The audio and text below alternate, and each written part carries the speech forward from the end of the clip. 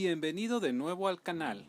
Recuerda que en Te Presto Mi Voz encontrarás los mejores cuentos, historias, audiolibros y relatos de muchos géneros. Narrativa, policíaco,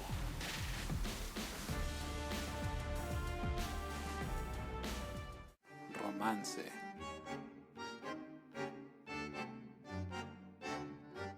esoterismo,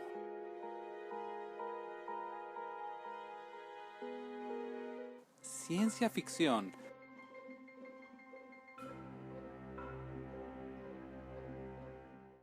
También nos puedes sugerir qué títulos o autores te gustaría escuchar y, ¿por qué no? Si escribes o tienes una historia que te gustaría que le pongamos voz y efectos, contáctanos en comentarios o por email. Estaré contento de saludarte y conocer tu historia.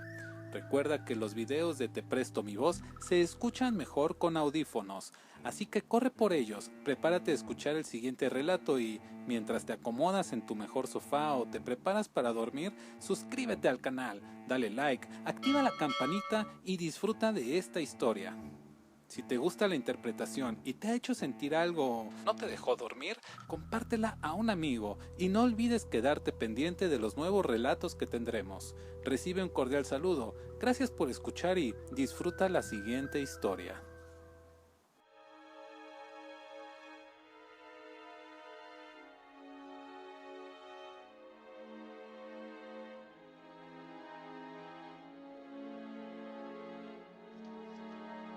La Parra, de Kit Reed.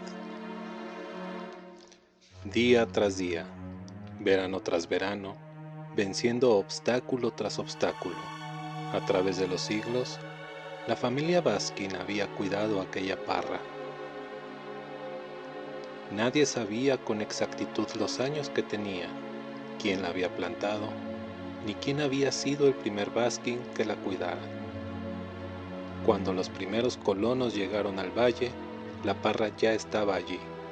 Nadie sabía tampoco quién había edificado el inmenso invernadero que la albergaba, o quién enviaba los camiones que llegaban cada otoño para llevarse la fruta. Los mismos Baskin tampoco lo sabían. Aún así, continuaban cuidando la parra, arrancando las malas hierbas a su alrededor, recogiendo su fruta, regándola en épocas en las que nadie disponía de agua y abonándola cuando no había abono. La familia vivía en una casa pequeña, situada al pie de su inmenso tronco, dedicando todos sus días a la planta. Todos los miembros de la familia Baskin tenían la espalda encorvada y su piel mostraba un color pálido y blando a causa de vivir toda una vida bajo el invernadero. Cuando morían, eran enterrados en el suelo familiar, situado en el exterior del gran invernadero, sin ataúdes ni sudarios, para que pudiesen continuar alimentando a la planta.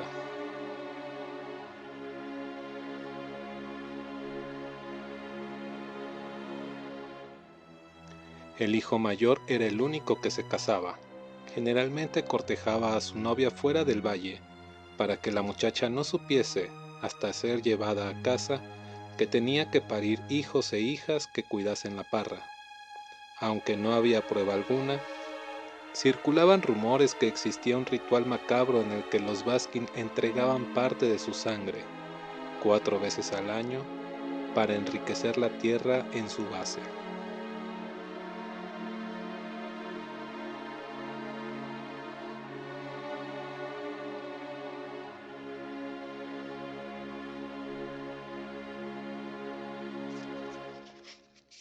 Aun cuando la fantástica parra estaba alojada entre paredes de cristal, su sombra se extendía por gran parte del valle.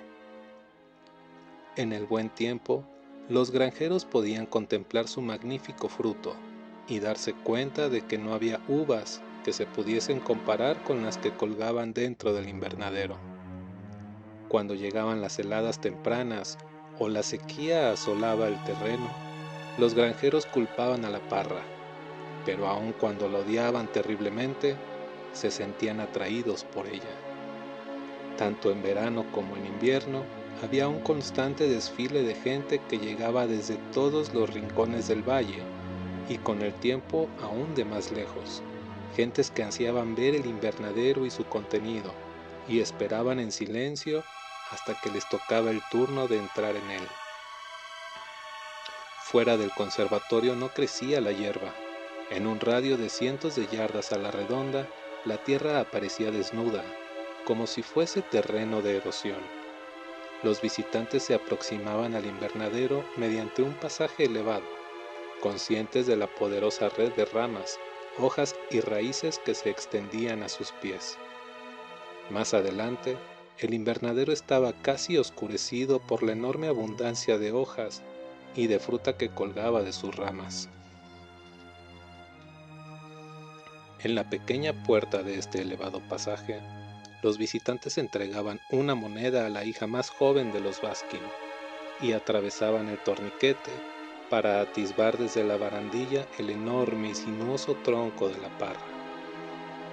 Sus ojos lo seguían hasta la base y hasta la tierra cuidadosamente trabajada que lo sostenía, y la mayor parte de aquellas personas no acertaban a comprender por qué aquel tronco medía 20 pies de diámetro.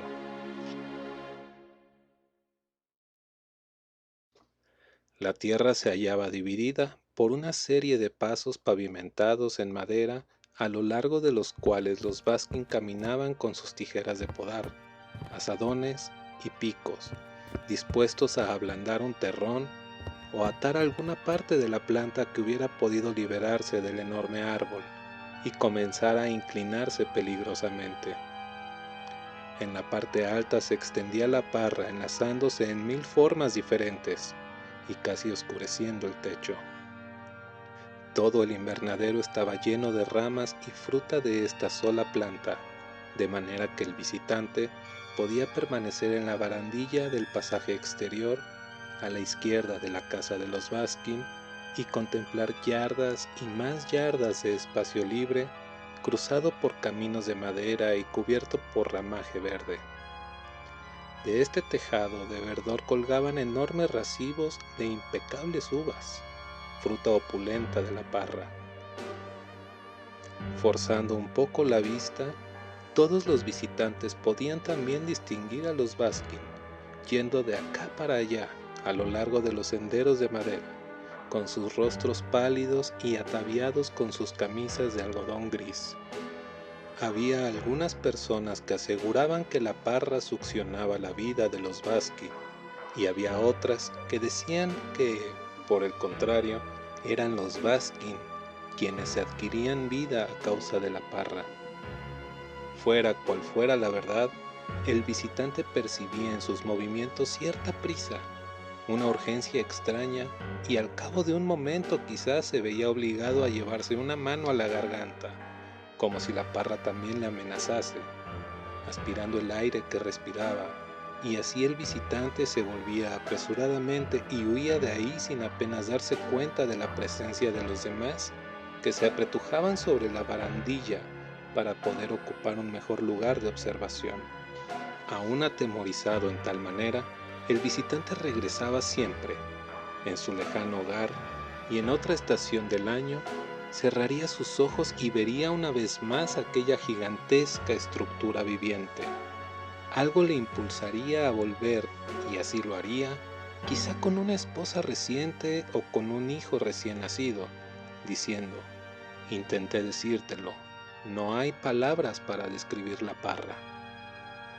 Y así, las multitudes que llegaban al valle se hacían más y más grandes, y con el tiempo se construyeron nuevas carreteras y lugares donde poder comer, y como algunas personas llegaban desde muy lejos y precisaban un hogar de descanso, la gente del valle construyó paradores. Uno por uno, los granjeros disminuyeron su propia producción, abandonando los viñedos para invertir su dinero en moteles y restaurantes. Las casas cinematográficas hicieron acto de presencia, y alguien construyó una terraza que estaba orientada hacia el invernadero, dotándola con parasoles multicolores y con piscinas. También hubo quien construyó pequeños puestos de venta donde se expedían uvas y botellas de vino que, según se aseguraba, procedían de la famosa parra. La gente del valle prosperó rápidamente, y aun cuando todavía vivían a la sombra de la parra, ya no la maldecían. En lugar de mirarla con odio, alzaban sus ojos al cielo y murmuraban: «Espero que llueva, la parra necesita agua». O, si hay helada, espero que no se quiebren los cristales del invernadero y se dañe la parra. Con el tiempo, abandonaron definitivamente el cultivo de la tierra, y desde entonces sus vidas dependieron del constante fluir de visitantes que llegaban a ver la parra. Y así ocurrió que Charles Baskin nació en época de prosperidad, cuando la gente del valle ya no evitaba a la familia. En su lugar decían: «¿Está muy atareada tu familia?», o golpeando afectuosamente sobre la espalda de Charles, le preguntaban: «¿Cómo va la parra, Charles?». «Maravillosamente bien», respondía él, un tanto distraídamente, porque ya estaba cerca de los 20 años, era el primogénito y debía buscar esposa.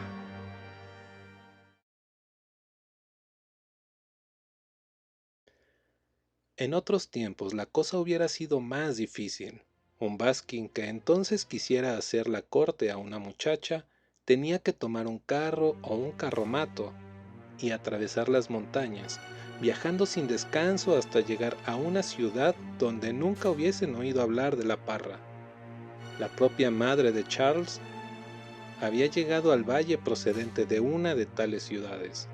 Había llegado allí con sus ojos nublados por el amor y los oídos cuajados de las mentiras de su padre, mentiras y promesas, y no entendió las cosas tal y como eran hasta que entró en el invernadero.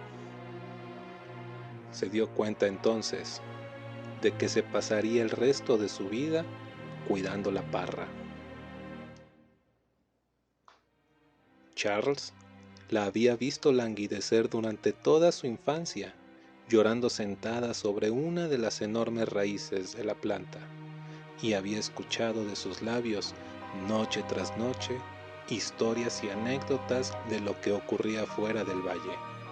Sin embargo, durante aquellos 20 años transcurridos, las cosas habían cambiado mucho por ahí. Los padres de su madre habían llegado de visita y en lugar de protestar se sintieron encantados.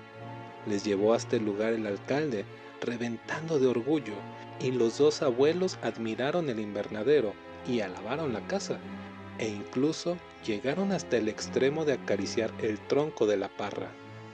La madre aún estaba protestando y tratando de explicar cosas, cuando los dos viejos la interrumpieron para decirle totalmente convencidos: «Querida, debes de ser muy feliz aquí», y a continuación partieron. Charles, presenciando la escena, había pensado: ¿y por qué no lo iba a hacer?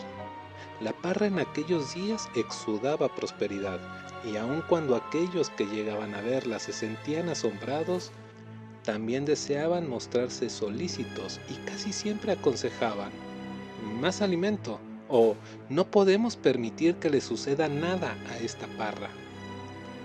Y así, cuando Charles llegó a su mayoría de edad, cualquier muchacha del valle se hubiera sentido orgullosa de entrar a formar parte de la familia que cuidaba la parra. Varias de las chicas que por ahí vivían trataron de llamar su atención, pero él siempre había amado a Maida Fremont, cuyo padre dirigía un lugar de recreo en la colina. Cierto día, bajo una maravillosa puesta de sol, los dos contemplaron las últimas luces que se reflejaban sobre el techado del invernadero, situado más abajo de ellos. Charles dijo entonces: «Baja al valle y vive conmigo». «No lo sé», replicó Maida, mirando por encima del hombro de Charles hacia el techado del invernadero. Ese lugar me pone muy nerviosa». «Tonterías», dijo su padre, que acababa de escuchar las últimas palabras de su hija. «Alguien tendrá que cuidar la parra con el tiempo». «Sí, respondió Charles a la vez que sentía un estremecimiento de premonición. Yo te quiero, Maida, cuidaré de ti. Y acto seguido la abrazó estrechamente pensando en que si se casaba con ella, todo marcharía bien.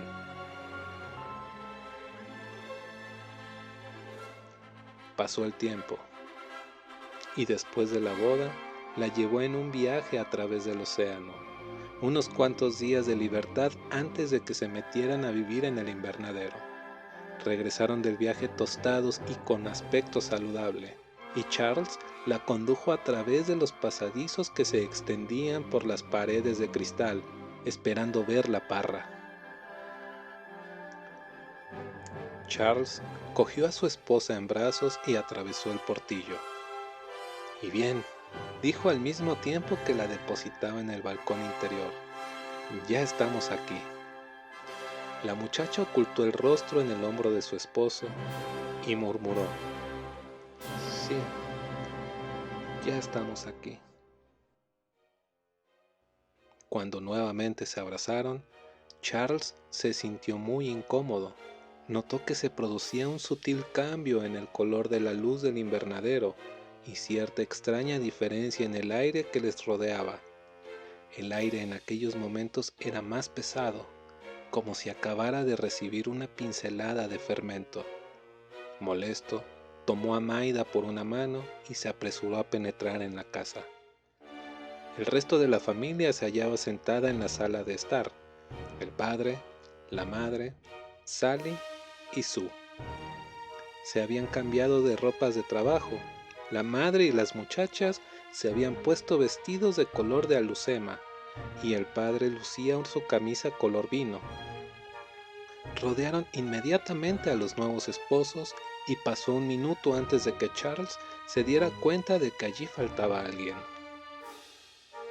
¿Dónde está el abuelo? Su madre respondió evasivamente. Se fue. ¿A dónde? El padre movió la cabeza y respondió. Algo le sucedió y murió. Sue dijo calmosamente. Ya era hora. Intervino la madre para hacer las cosas más fáciles. Chicos, convertí su cuarto en una magnífica sala para ustedes y así tendrán un verdadero apartamento. En el exterior hubo un ruido extraño, como si toda la parra se estremeciese. Maida se apretó contra Charles y éste respondió. Está bien, madre, eso es estupendo. Maida murmuró. Oh, Charlie, sácame de aquí. Él vaciló. La familia les contemplaba con ojos violeta. Estaban esperando. Asintiendo con un movimiento de cabeza, Charles abrazó más estrechamente a Maida y dijo, «Vamos, querida». Y en el rellano de la escalera añadió, «Confía en mí, confía en la parra». Subieron los dos juntos. En el exterior se oyó otro extraño ruido, muy parecido a un gigantesco suspiro. Charles se levantó temprano, pero la familia ya estaba trabajando. Sally se hallaba en el torniquete de entrada al pasadizo recogiendo dinero de los visitantes. Sue estaba agachada en uno de los pasillos de madera arrancando distraídamente una mala hierba. Su madre estaba subida en una escalera situada en el extremo más alejado del invernadero, atando una fina rama de la parra. Charles se aproximó a ella. «Madre, aquí hay algo diferente». Pero la madre solamente frunció el ceño, atando un nudo y no dijo nada. Cuando a mediodía regresaron a la casa, Maida parecía haberse recuperado y animado mucho. Estaba en la cocina. Llevaba los cabellos recogidos y sujetos en la nuca, y silbaba alegremente. Dijo, hice un pastel. Terminaron la comida felizmente. Sally habló mucho sobre un muchacho que había visto. Había atravesado el torniquete de entrada al pasadizo 2 veces, sin haberse acercado a la barandilla para contemplar a la parra. Solo le interesaba charlar con ella. La madre sonreía al mismo tiempo que daba a Maida algunas instrucciones sobre el gobierno de la casa. El padre estaba un poco pálido y como abstraído. «El pastel», dijo Maida cortándolo. Todos abrieron la boca asombrados. ¡Uvas!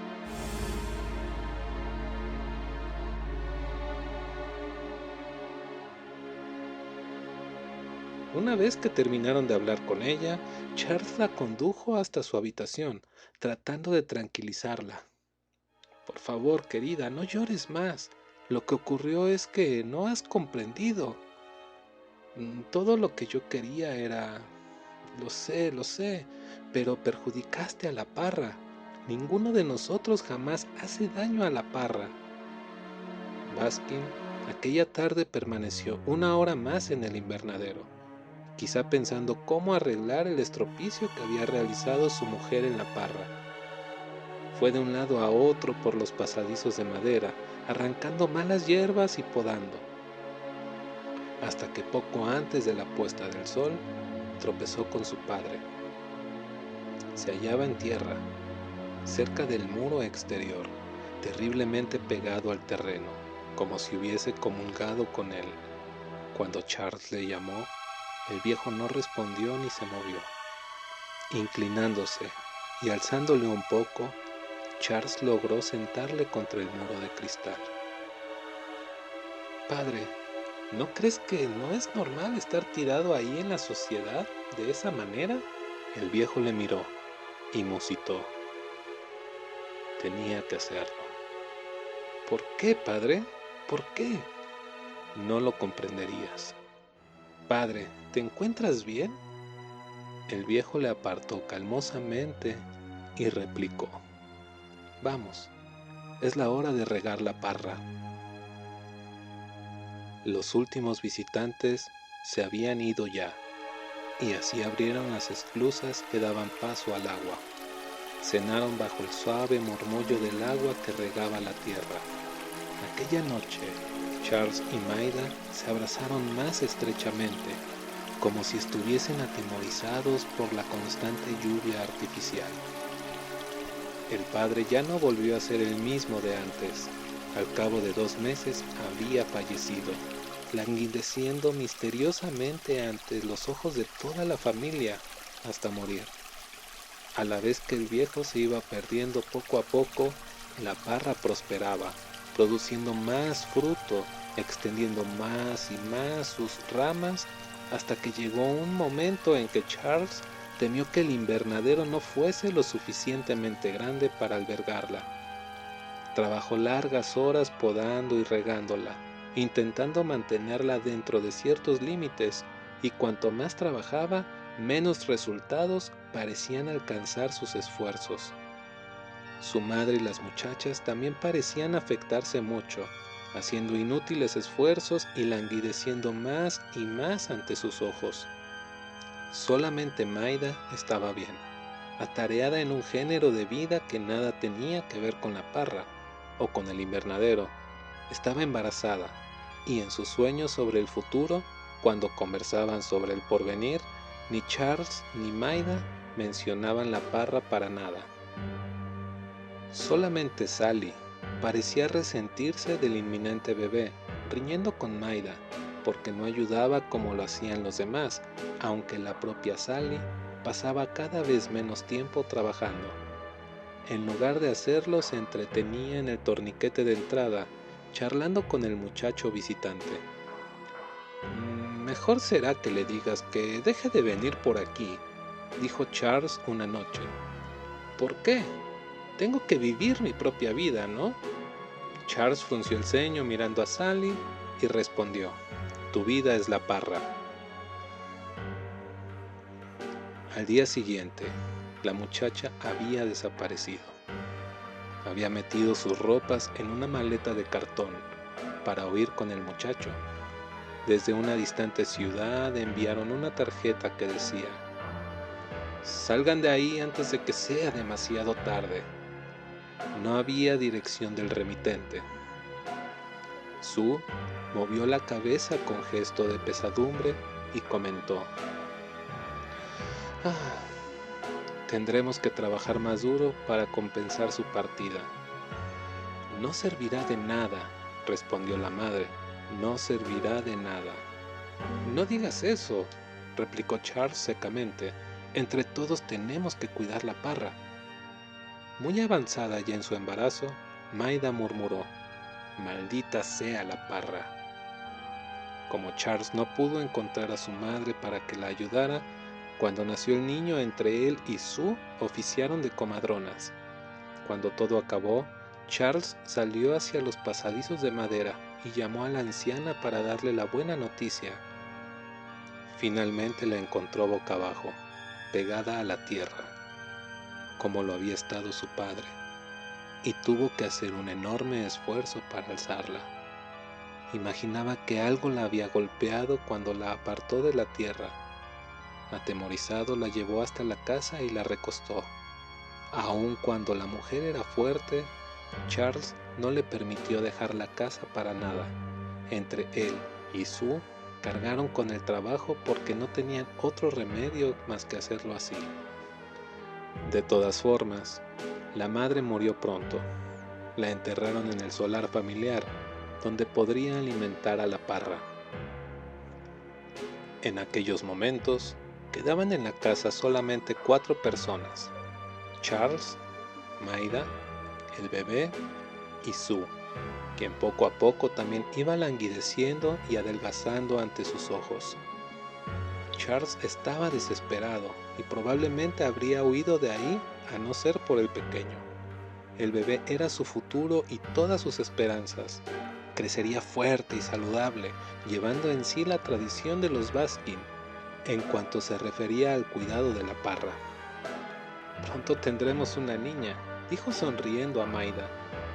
Al otro lado del fuego, Sue se llevó ambas manos a los labios. Sus dedos acariciaron el rostro, nerviosamente, e inmediatamente se puso en pie y echó a correr.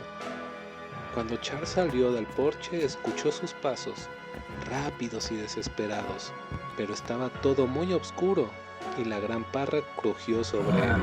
Con un estremecimiento entró en la casa. No volvieron a ver a Sue, y así Maida tuvo que cuidar al bebé en la casa y salir a ayudar a su esposo en el trabajo de la parra. Era una muchacha ágil y capaz, y ahora que había dado luz a un hijo, parecía sentirse extrañamente reconciliada con la vida en el interior del invernadero, como uno más de los que siempre habían trabajado allí. Ella y Charles trabajaban bien, pero Charles comenzó a observar ciertos cambios en su esposa. A menudo la hallaba en el pasadizo de madera más lejano del invernadero, con una mejilla apoyada en el muro de cristal, profundamente ensimismada. Fue por esta época cuando Charles descubrió el esqueleto de Sue suspendido entre la verde espesura de la parra. Lo liberó de su encierro y lo enterró rápidamente para que Maida no lo viese. La tierra parecía vivir cuajada de fuertes raíces que en aquel momento se agitaron espasmódicamente. Charles dio un salto atrás, terriblemente alarmado.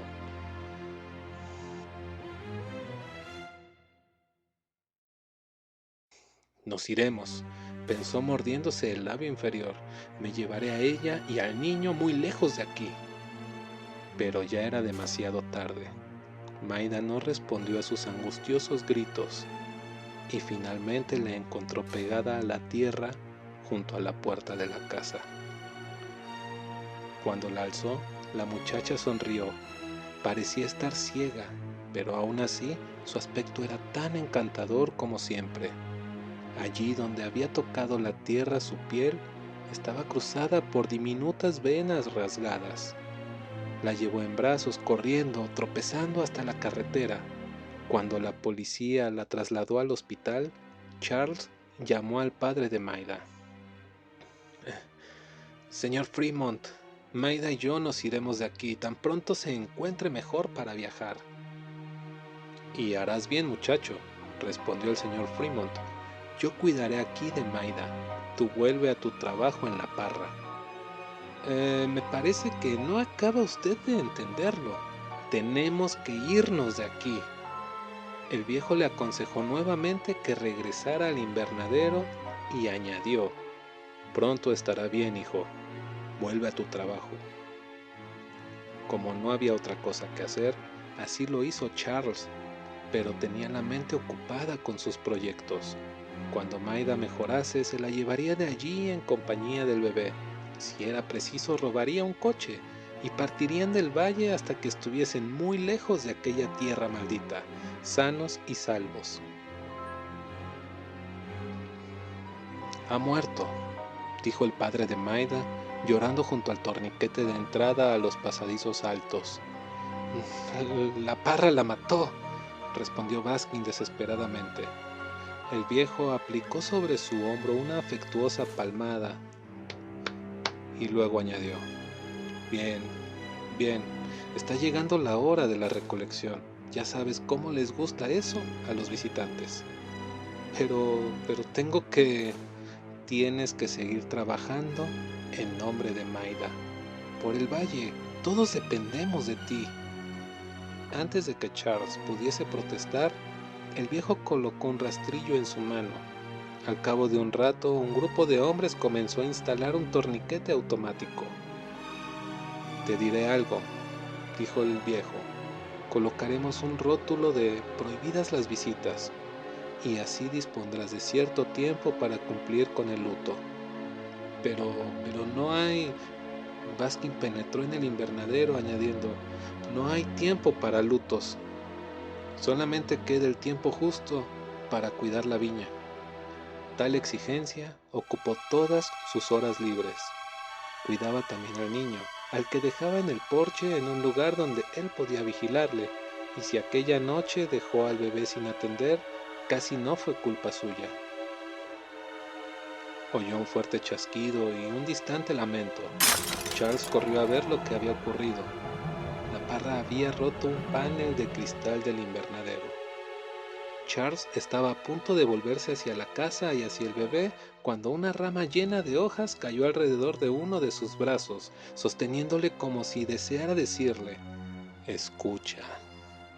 Impaciente, Charles se sacudió la presa. Con creciente pánico echó a correr. No pudo llegar a tiempo. Nadie hubiese podido hacerlo. El bebé o bien había trepado por su cuna o le habían sacado de allí. Estaba jugando en la tierra frente a la casa. Baskin gritó, destrozándose casi la garganta, pero antes de que el bebé pudiese oír o responder, una fuerte raíz surgió del suelo, rodeó el cuello del niño y lo introdujo profundamente en la tierra. Charles imaginó oír un eructo cósmico. Lanzándose desesperadamente sobre la tierra, la rasgó con furia, pero no encontró rastro del bebé, ni su gorra, ni siquiera un solo hueso. En su dolor e ira, Baskin cavó más profundamente con ambas manos, golpeando las raíces y maldiciendo la tierra. El suelo estaba vivo, luchaba en contra de él, y finalmente le costó gran trabajo desembarazarse de las raíces que trataban de hacer presa en su carne. Se retiró hacia el porche, jadeando penosamente. Entró en la casa, recogió papeles, astillas y trapos y caminó sobre uno de los pasillos de madera hasta llegar al gran tronco para formar una pira en su base.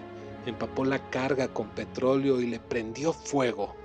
Así fue como Charles Baskin finalmente hizo la guerra a la parra. Dando un salto hacia atrás para evitar el calor, la maldijo 1000 veces, pensando que todo acabaría muy pronto. Pero mientras contemplaba la quema del sistema de riego, funcionó repentinamente, quizá movido por algún largo tentáculo de la parra. Cuando el humo desapareció, se dio cuenta de que la parra apenas había sufrido daño alguno con el fuego ya apagado, y estaba succionando desde su interior de vez en cuando, bañándose el tronco con nueva savia. Baskin entonces la atacó con una sierra automática, pero antes de que hubiese llegado muy lejos, la parra comenzó a dejar caer tijeretas sobre todas sus ramas, y cada una de ellas comenzó a enraizar. Y todas, como por arte de magia, se apoderaron de la sierra, intentando volverla hacia él. Charles se vio obligado a retroceder rápidamente hacia un lugar seguro, huyendo del invernadero, sumido en la más honda desesperación. Pensó verter una cubeta de lejía en el terreno, pero antes de que pudiese aproximarse lo suficiente, las raíces ya sobresalían de la tierra por el exterior del invernadero, tomando la cubeta y tratando de alcanzar al propio Baskin. Tenía que atacar de nuevo al tronco, pero el invernadero se había convertido en un lugar impenetrable. Aquella cosa se había rodeado de una espesa armadura de gruesas raíces y fibras, y en ningún momento pudo Charles acercarse al tronco. Desesperado, trazó otro plan. Si no podía dañar la planta, destrozaría el invernadero y la primera helada mataría a la parra. Solamente había roto 3 paneles de cristal, cuando la encolerizada planta le aplicó unos fuertes latigazos con sus raíces, a la vez que lanzaba un profundo y estremecedor bramido. Charles aún estaba luchando denodadamente cuando el primer camión apareció en el horizonte. Llegaba gente de la ciudad para investigar. «Gracias a Dios», dijo al primer hombre que le ayudó. «Gracias a Dios han llegado». El hombre le miró a través del verdor y le preguntó: «¿Qué ha sucedido?» «Tenemos que matarla», respondió Baskin. Luego pensó: «Ahora verán». Al cabo de 2 segundos añadió: «Tenemos que matarla antes de que nos mate a todos». «Ese hombre trataba de hacerle daño a la planta». «Parece que hemos llegado a tiempo». Baskin abrió la boca sin acabar de comprender del todo. «Sí, justamente a tiempo», musitó. Los hombres retrocedieron y dejaron que la parra terminara lo que estaba haciendo. Entonces echaron suertes para ver a quién le tocaba quedarse allí para cuidar a la planta. El afortunado ganador envió un amigo a la ciudad para que comunicara la buena noticia a su esposa, y entonces avanzó abriendo las dobles puertas que daban paso al invernadero. Al aproximarse, la parra retiró sus tentáculos, enrollándolos calmosamente en su primitivo lugar. En voz baja, casi acariciadora, el hombre preguntó en la oscuridad: «¿Te encuentras bien?»